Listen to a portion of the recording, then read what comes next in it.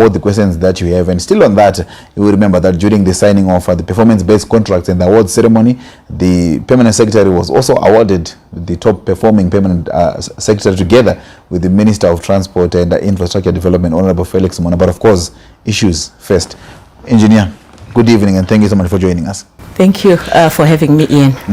We are going to get into the nitty-gritties of what you are doing, but first, congratulations on the award, and obviously you are elated to be working as a ministry. We saw the minister winning, you also winning. Briefly tell us what that means for the ministries that you have been given this award. To be honest, I was excited. Right. I was excited with the award. My team was excited because by the time I sat down, there were so many WhatsApp messages from the team, just congratulating me. The award, basically for me, what it means is that teamwork pays. Right. I have a very good team in the ministry, a team that is motivated by achieving results. So that's why you see us night and day. We are out there working because our results are tangible, and we also get excited by achieving those tangible results. So that's teamwork, each one of us contributing in our own way to make sure that we have results at the end of the day. But it's not just about teamwork in the ministry. I also want to highlight that we have teamwork even with other stakeholders, and other stakeholders not just in government. In government, of course, we have other stakeholders like Ministry of Finance. We also have other ministries like local government that also assist us in doing our plans and our approvals. But Ministry of Finance also gets to fund these projects, and for them also releasing funds to achieve something which is tangible is also a win for them. So they are also a team player in the achievement of the results of the ministry. Then you're looking at bodies like PRAS, that actually have the oversight of making sure that our contracts are done well and that our tenders are approved. So if they are sluggish also on the job, then it means that we don't achieve what we're supposed to achieve in the time we're supposed to achieve it. Right. So PRAS also has a huge role and in playing for the ministry also to win. And so those are the stakeholders that also helped us to win. I heard you say, I was excited. Is the excitement gone? We are still celebrating. We are still celebrating, and we are still pushing, because trust me, the ministry also looks forward to actually being #1 next year. Right. Let's get straight to the issue of the emergency road rehabilitation program. This particular phase, we've seen phase 1, phase 2. Can you highlight some of the key projects that have been accomplished through this emergency road rehabilitation program? Just maybe as a way of education, there was phase 1, right, and then there was phase 2, because most of the projects that started in phase 1 were not wrapped up. Yeah. So as a ministry, we don't want to do maybe 5 kilometers on a certain road, then you leave the remaining 5 kilometers, there's tar halfway, and then the other part of the road is not done. So what we then lobbied for was to have phase 2, which is ERRP 2, which is what we have now. Yeah. So in ERRP 2, you find some of the projects that we've done. We've done Domboshawa Road. That is under this program. And Domboshawa Road has been topical. Right. It has been an issue. It was not trafficable at all. So is it now? It is now. So right now, the road is trafficable. The contractor finished the road and did the road markings just a few weeks back. The road is trafficable. We've done roads like Marondera Wedza. We've done Murambida Bechnaf. We have done Chipinge. We've done Golden Valley, Sanyati. We've done even roads here in Harare. Those have been done under ERRP2. So for us, the excitement is, you find that like in Marondera, you find people saying that, they are a farming community, and they have not been linked to the markets, and truckers don't want to go there because at the end of the day, the money that they make in ferrying your goods and the damage on their trucks really doesn't balance. So they've had problems, marketing their goods, sending their goods to the market. But now, because of the road infrastructure that is in place, they have no access to the markets. So that also pushes us, and fascinates us to say, you know what, we really are making impact in the communities out there. Right. Surely there is progress, and we've been seeing a lot of progress, but there are major questions on some of the roads that Zimbabweans would say, what is happening with this road? I know we all want to see our roads being rehabilitated at the same time, which might be difficult. But PEMSEC, let's talk about the topical road right now, Bulawayo Victoria Falls. What is the update? What can you tell the nation in as far as the Bulawayo Victoria Falls highway is concerned? Victoria Falls Road has been very topical, and for us it's a strategic road because it's also a road that will boost and enhance our tourism, because it links to the falls, and people wanting to drive, we have tourists want to drive and have the whole experience, of appreciating the journey. So instead of flying, they want to use the road. But as of now, it has really been an issue. There's been patching that has been taking place, but some sections, you can only patch a road thus far. Some sections really need reconstruction. So what we've done as a ministry is that we had a tender that was flighted, and the tender closed on the 29th of April. Right. And soon after it closed, we had a committee that was now doing the adjudication process. This committee, to show the seriousness of the ministry, they were working over the weekend. That is the Friday, Saturday, Sunday. They're coming back today. So we just dispatched them to a space out there, because we want them to concentrate. Because when they're local, someone says, "Oh, you have to pick up your son from school," right, or the minister wants to see you, the PS wants to see you. So we didn't want that distraction. So we sent them out somewhere as a team to do the adjudication process. So they should be coming in today with the results, and these are the results that we are going to send to SPOC, the Special Procurement Oversight Committee, and they will now endorse. Once they endorse our adjudication process, then that should see us award the contractors that won the tender. PS, I might have to stop you there, but I will allow you to continue obviously after the break, as you want to take a short break. But when you come back, the PS will continue giving us an update in terms of what is happening on the Victoria Falls Bulawayo Highway.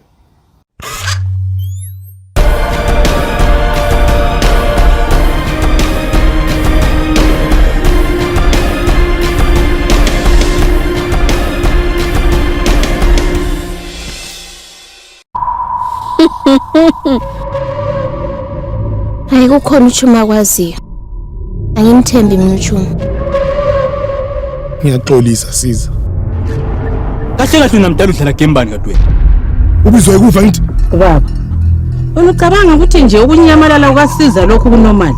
Azinafe. Hala ngokwakhe vele uChuma la. Esilongena wasithi uyiprofenda superkat, official kathesi. Ngendaba kasiza lapha ani. Uyazi so mina uzokuphuma inyembezi zami zisenze nje so mina nxa ngikhumbula ngosiza. Hayi thina kumele sizidingisise liqiniso ngoba baba vele kanilaleli. Hayi mina khona ngususpectayo kuChuma lapha. Uyahlanya. Uhlanya. Umsindo walo bangala. Cha kwangithengisile phela wena. Ona ntombi ngijwayela kabi wena. Uyanilinga ungaphusisa kade ukhuluma la. Hayi. Litwe rubbish. Phakathi wezigodo. Phuma lapha endlini lapha.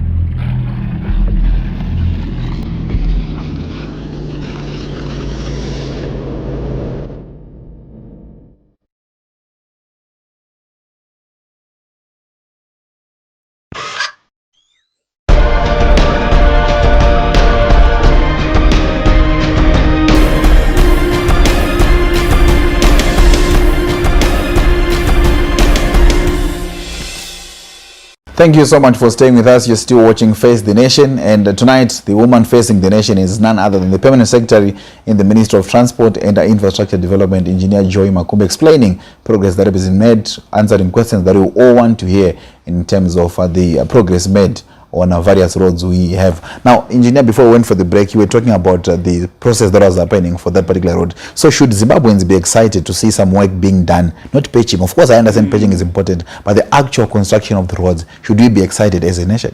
Be excited. Is it? Be excited, because the target of the ministry is to have contractors on site by mid-May. So by mid-May, we should have contractors. What we have done is also to minimize risk. We've done lots. We've done 8 lots on that road of approximately about 50 or 60 kilometers each. So that means we have 8 contractors on site. The good part is that they will compete by themselves. So you are going to be doing your work next door to a contractor that is moving. You don't want to be seen to be limping, you see. So, and you have to make sure that you match the contractor that is next door to you. So we've also made them compete amongst themselves, even on when they're doing work on the ground. So but doesn't the competition also then get to compromise quality? Well, we do check. Right. We do check work, and the good part about engineering work is we don't pay until the quality is good. Yeah, we don't pay in advance. We pay as per measurement. You submit a payment certificate, which will have been certified by our engineers to say, yes, he's done 10 kilometers, and the 10 kilometers has been done according to the specifications in the document and as per the drawing, and then only then can we release money. So if you do shoddy work, it's only to your risk. You'll have to dig and redo. So quality is guaranteed? Quality is guaranteed, because as a ministry, quality is what we work with. We don't like shoddy job, and will not pay for any shoddy work. All right, let's move on to talk about the airports. Earlier on, you said some tourists would love to travel by road, some would prefer by air. Even Zimbabweans just want to travel by air or by roads. Of course, we have been doing the Robert Gabriel Mugabe International Airport. Can you just give us an update in terms of the progress that has been made so far? I know we've seen some sections, but where are we in terms of what we want to achieve? The airport was modernized. And what do we mean by modernized? It means that we can also get more aircrafts, either landing or taking off at any given time. Have we started seeing such? Yes, we have. Lately we had Uganda Airlines that came in. We also have Ethiopian that came in. Egypt Air is also expressing interest to do the route to South Africa. And recently you saw FastJet also having a route to Zambia. Yeah, so we are growing. And just also for education, you know, an airline just doesn't wake up, let's say, from Namibia and then decides they give a call, you know, mid-air. They say, hello, we want to land in Zimbabwe. Can you create space for us? It doesn't happen that way. Right. You need to have country-to-country agreements to have airlines landing in each other's space. Yeah. So last year, this saw the ministry together with the Airports Company of Zimbabwe and Civil Aviation Authority of Zimbabwe. We went to Malaysia and we signed 7 agreements with 7 different airlines. You know, so when you see an airline landing in Zimbabwe, there has been work that has been done with regards to those service agreements being signed. So there were negotiations and we managed to sign 7, which means that there is room for 7 airlines actually coming to Zimbabwe anytime this year. So we're excited about that because when you look at our airport, it has become huge and modern, and we need the traffic. We need the traffic. We can handle 15 to 20 airlines at any given time. Brilliant. But are there any plans? Obviously, the government has been talking more about decentralization, maybe to construct new airports, to modernize Victoria Falls, Blair. What are the plans in as far as that is concerned? Yeah, the plans are there. So what we're currently doing is looking at the funding models. That is people on the desk right now, looking at the funding modalities and models that sell and that work. So once those are in place, then you will see contractors actually moving on site, doing the same modernization that we did also for the Robert Gabriel Mugabe International Airport. Let's move on to talk about the Mbudzi Interchange that is soon to be named Trabablas. And of course, there's been so many comments, so many excitement. People are seeing pictures. Can you give us an update in terms of where are we in as far as completion of that project is concerned? We're excited. I think in the ministry, there's so many exciting projects for us this year. Right. And the Trabablas Interchange is going to be one of the first projects that we are going to commission this year.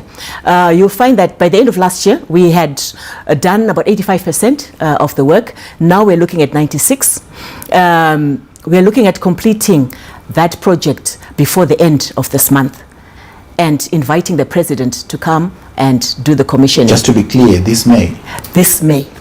Most people didn't see that coming. They didn't see that project actually materializing and coming and being done, because there's been, like you're saying, a lot of talk. People have been talking about roundabouts and about this and that. But and you know what's even more fascinating for us is the pictures that we post on our handle to say this is where we are. People are like, those are AI generated pictures, and we're like, this is real. You know, this is real in Zimbabwe. It's a first, and we're excited that we are part of the first, but it's real. So people will actually see and experience for themselves before the end of this month that people were working. And the good part also, what's exciting for us is that these are local engineers that are doing the work. Local engineers that have shown that they have capacity, they have the knowledge, and they have the know-how. So it's all 100% Zimbabwean. Engineer, talk to me about how do you balance the two, where sometimes if it's local, people would then say, should we trust the quality of this? If it's international, they will say, we are forking out a lot of money to give international contractors. How do you balance what people always say and want in as far as giving out international contractors and local contractors these kind of projects? I think the people are right in demanding quality. Right. I want quality myself. I don't tolerate shoddy work. You have to, at some point, you have to take a chance on your people. You have to take a chance on your people, and because without giving them an opportunity, you don't know how far they can go or what they can do. Right. Yeah. So I'm happy that as a ministry, as government, we gave people an opportunity. The contractors, of course, because there were people starting, and it's normal anyway. You know, they would mess up. We do the test, it fails, but if it fails, you remove. Like what I said before, it's not like, you know, it fails and we say, no, it's okay. This is your first time. Let's proceed. If it fails, you redo. It fails, you redo. It fails again, you redo until you get it. So they've got it. For Mbudzi, we also have an independent consultant that is supervising the work, besides the engineers that are from the ministry. So that project is very closely supervised. And it's of quality. It is of quality, and whatever payment has been done has been payment that has been passed by the engineer, and that has passed the tests that have been carried out, and it is work of quality. You heard it for yourself. The engineer said this May we'll actually be seeing the official opening of the Trabablas interchange, and if that doesn't happen, we'll bring you again to the First Nation and explain why that did not happen. And of course, we are going to take another short break. When we come back, we will find more in terms of the roads in your locations, the ones that you want to hear most. Stay with us.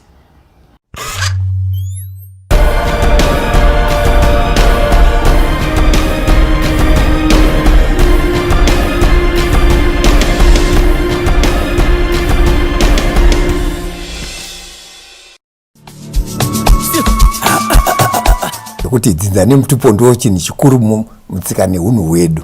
Isusa vanhu timbori chii pamberi pazvo kana munhu afa asati aputika, usually kuputika vanoti about 7 days.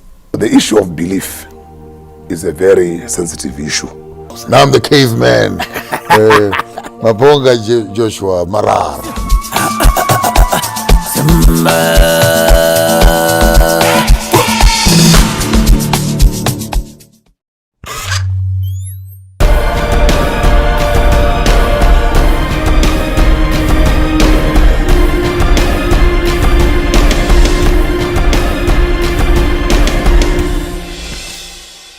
Welcome back. Third and final segment of tonight's edition of A Face the Nation. We do have Engineer Joy Makumbe, Permanent Secretary in the Ministry of Transport and Infrastructural Development.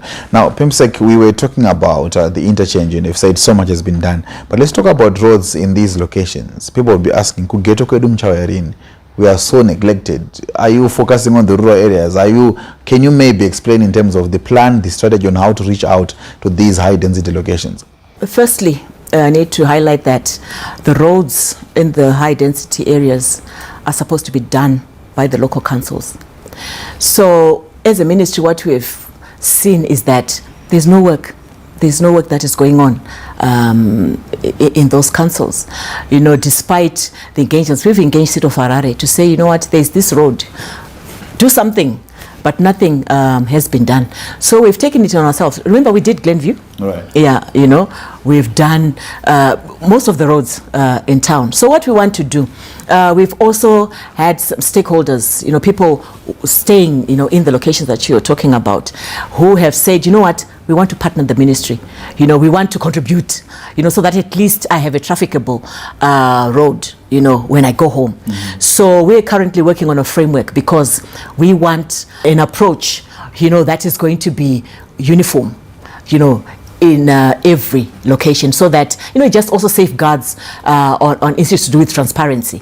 You know, to say when we engage the stakeholders, how do we engage them? You know, if they are contributing materials, if they are going to contribute equipment, how are they going to contribute? And as a ministry, you know, for us, we're saying that the work has to be supervised by us, so that we maintain the issue of quality that I was talking about. So we're working on that framework because we've had a lot of people saying, you know what, we want to do, they come together, they say we have enough money now to buy the asphalt. You know, how do we go about it? So we want to come up with that framework, and we should have it soon, so that we allow, you know, our residents to come in and also partner the ministry in making sure that our infrastructure at the end of the day is top notch. It's interesting, throughout the conversation I've been saying it's a point of education, just to let people know. Obviously, when people see roads not being rehabilitated, they will just say Minister of Transport. They don't know this is who's responsible for this. So you say there's no work happening at local councils, local authorities. When such incidents is okay, who should be policing them to say this is not happening? Can you make it happen? I think also local authorities report to the Ministry of Local Government. Right. Yeah. So we've also been engaging also local government to say, how can we have the local authorities also being engaged, so that they work with us, you know, in making sure that the road network at the end of the day is good. Because like what you're saying, people don't really care, you know, who does which road. At the end of the day, it's the Minister of Transport. Right. Yeah, and also for us as a ministry, at the end of the day, we also want our people to have good road network. So it doesn't really matter that we do the trunk roads that are good, you know, but when people branch to go to their houses, the roads are full of potholes and dish holes, and, you know, so we are looking into how we can partner the local authorities and make them accountable, just to make sure that they are also there to make sure that those roads are done. Talking of these trunk roads, and I know you have completed a lot that you made reference to, but the Harare Beach Road, there are still some parts that are not completed. People are saying, okay, what is happening? Government, can you clarify? For the Harare Bay Bridge Road, we have about 80 kilometers outstanding that need to be done. We all know that last year we had the 44th SADC Summit. Right. So that saw the country now focusing on ensuring that we have a successful summit. And the ministry's task was to make sure that people would be able to travel on the roads and have access to their areas of stay, and also areas where we had the events taking place. That includes our new Parliament building. So you saw the ministry last year embarking on this road rehabilitation program in I think it was 2 months. Right. Yeah. So we had contractors working 24 hours. My team and I were also working 24 hours.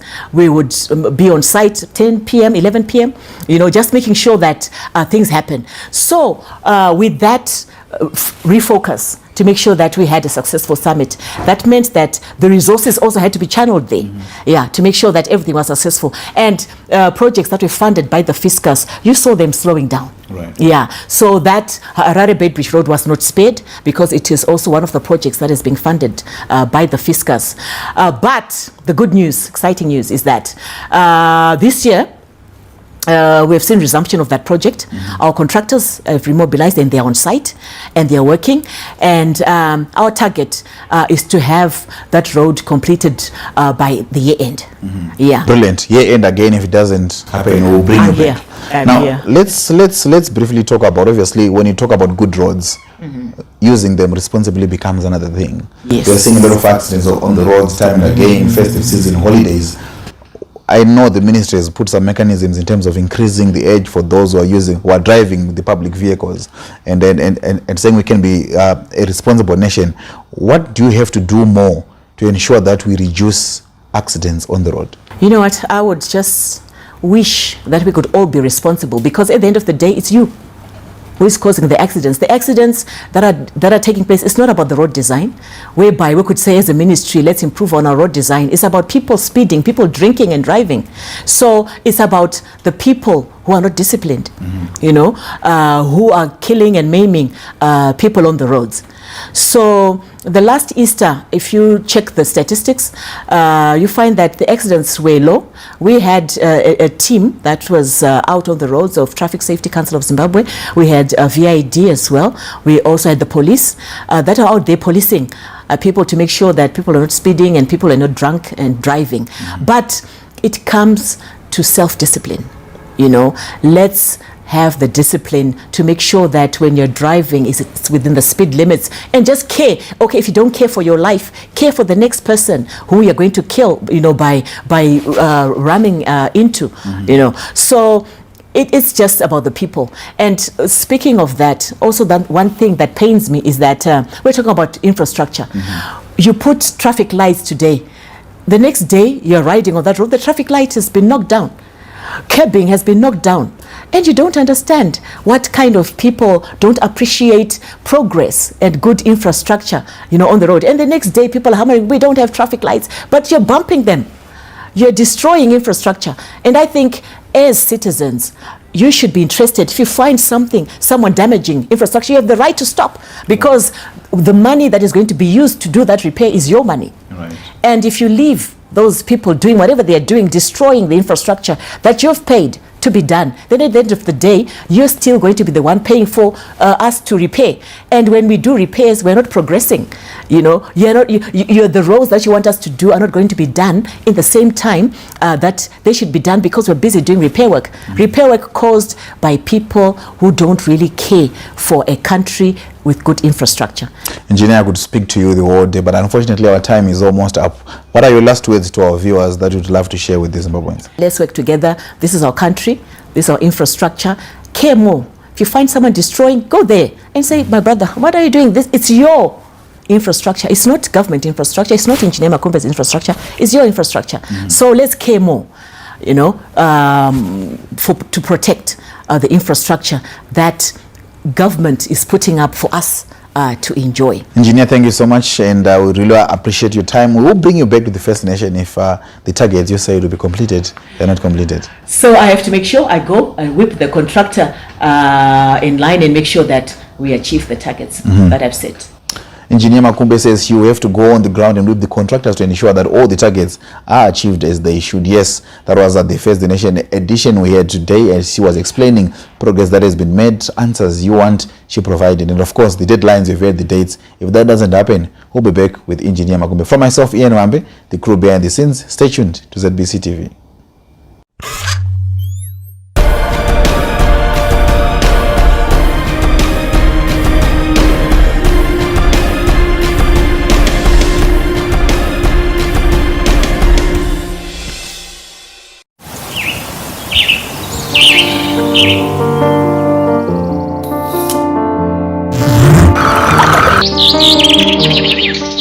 Mutarazi Falls. In the heart of Zimbabwe's eastern highlands lies a natural wonder that defies imagination.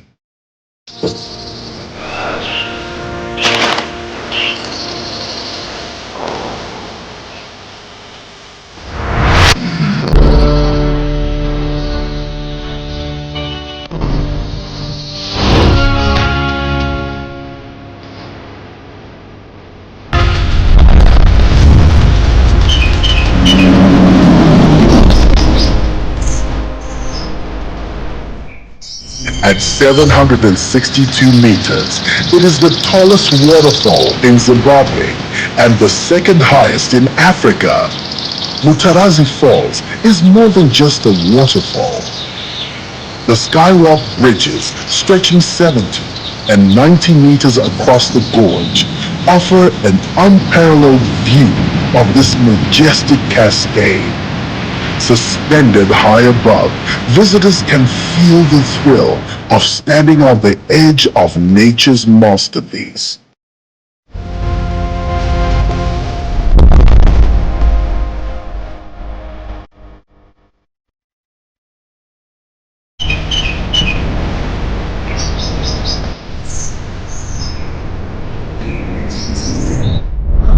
Set within Nyanga National Park, this destination offers more than just thrills. It's a place to connect with nature, surrounded by pristine forests and stunning views of Honde Valley and beyond. Whether you seek serenity or excitement, Mutarazi Falls promises an unforgettable journey into Zimbabwe's untamed beauty, a place where nature and adventure collide.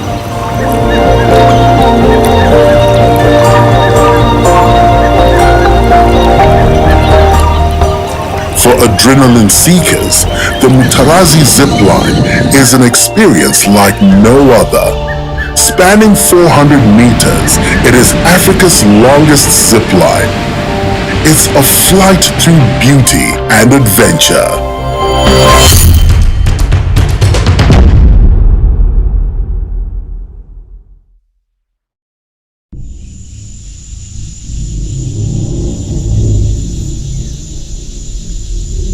Siza, ngiyaxolisa Siza, ngenza iphutha, ngiyazisola, ngiyaxolisa.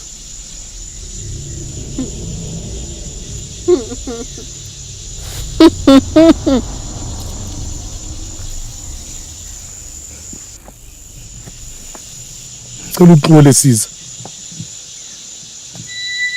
moya kabuka uxole.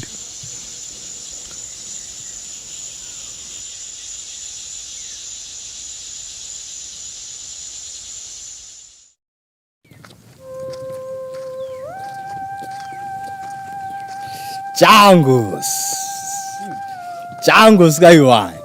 Batabira. Fana kamuyu. Thola zisitsha lapho lenhlanhla. Uyazichisa la. Likredi likabandeli. Obvious umdiba. Kuba ngapha ndoda yazi namhlanje ngizowomeli. Uzomele? Mfana uzabulaza imbanje wena. Ufuna ukuchayela uChuma. Yazi ngazibhema la ngisuke lapha ngiqonde emzini wakhe. Ufuna uyamtshela zigcwale zithi pham. Azikhali mfana mncazikhala azikhali. AwuChuma nxa isithi mathanzima uthi kuyadlalwa. Ndoda. Phela nisise lapho ngoChuma. Kwenzakala izimanga izulu. Hayi kuthani? Zo asa utshela uChuma ukuba na mina lo mathanzima ngiyiboyfriend yakhe. Hayi Uthi boyfriend yakhe yena uChuma wathini?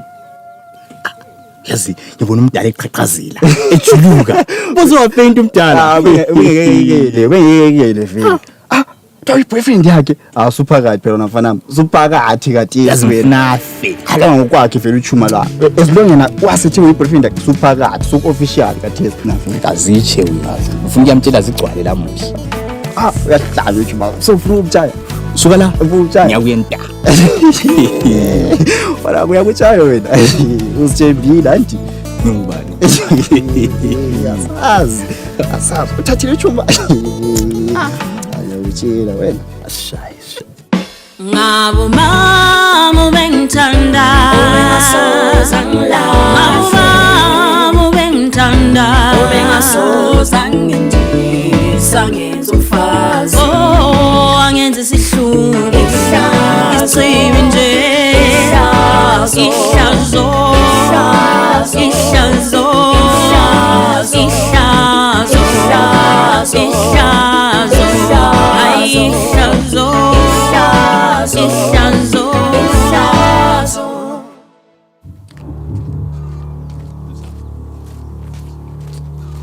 Chuma! Wala Chuma! Chuma ndini! Zambona kahle la mfuthu. Chuma! Yeah, akuthola la mfuthu. Ufuna sibonane siqonjana. Men to men. Sikhangelane sibheke emehlweni. Kade mfunana la wena Chuma. Wena mfana. ubizwa ukuva ngithi ufuna la okumele abuze umbuzo udakiwe nti zikubulela nti kahle kahle unamdala udlala game bani kadweni Kimbani wona mfana uyazi uzuthini wena mfana ufunani ku-asa wena kathi ubuntu asukhethe mina okudlula wena kahle usuthi kathi njani unamdala wena uthe njani ngisuthi njani